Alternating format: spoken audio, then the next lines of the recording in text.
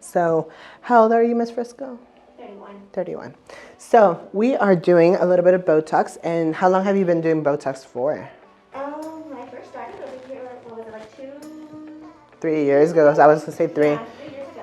So she's a prime example of doing Botox for preventative, right?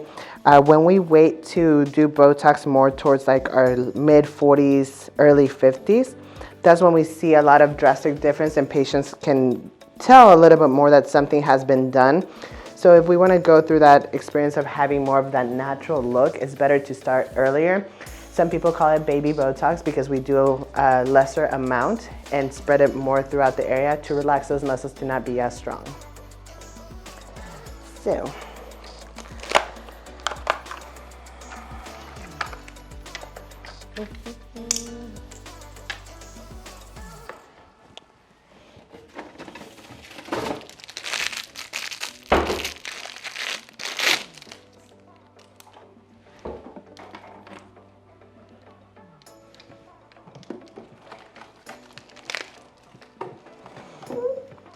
one thing that some patients, this is a cool thing to actually explain.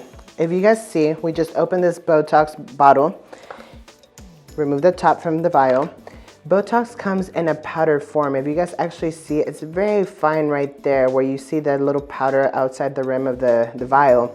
So when people see us reconstitute the Botox, it's not that we're watering it down. It's more of the actual reconstitution of the product to be able to inject it. This is just a powder inside a vial. So depending on the injector's technique and preference of how to inject, it depends on if they mix it in 2 mLs, 3 mLs, 4 mLs.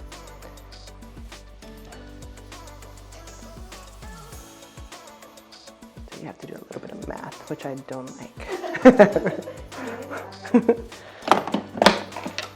Whenever I train girls on like injecting Botox, I'm like, let's make it easy. Let's talk about $1 equals 4 quarters.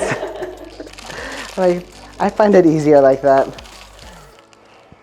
So kind of how Allergan teaches us is to make sure that we gently turn the vial up and down about 8 to 10 times to make sure that the product reconstitutes really, really well.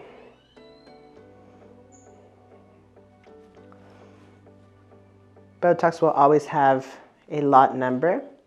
It will have expiration date and then holographics. So it's very specific to distinguish a real bottle of Botox.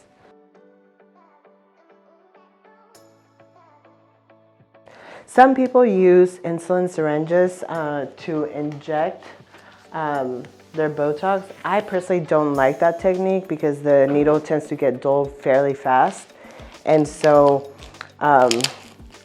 with that said, I'd rather use it's called BD 1 ml syringe and then be able to change out my needle as I feel the patient's, if the patient is dehydrated, if the patient has had more caffeine that day, the skin will be a little bit rougher.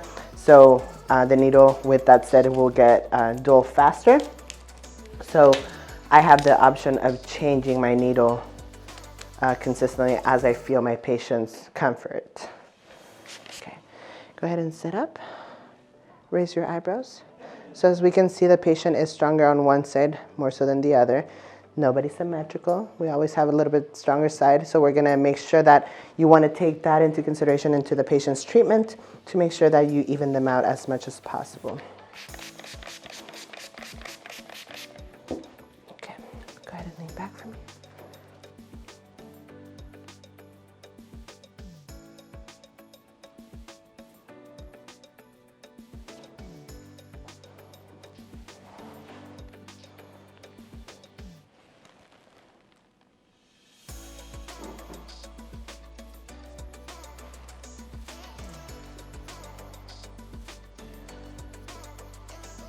Squeeze like you're mad.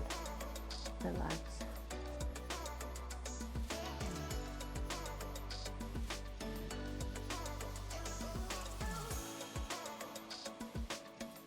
Let me know if you need a break.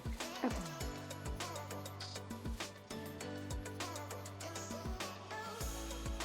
She does pull from the corrugator, so I'm going to go ahead and inject here.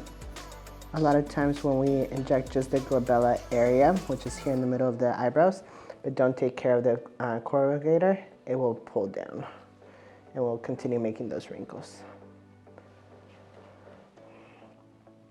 Okay, raise your eyebrows, high, high, high, relax.